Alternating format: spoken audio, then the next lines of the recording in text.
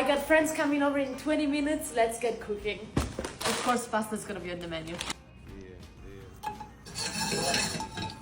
Don't skip your veggies.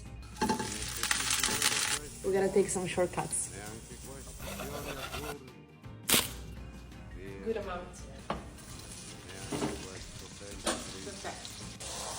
Nice and charred. The crust of the cheese is gonna give so much flavor to the pasta sauce. And get one of your friends to do the boring stuff.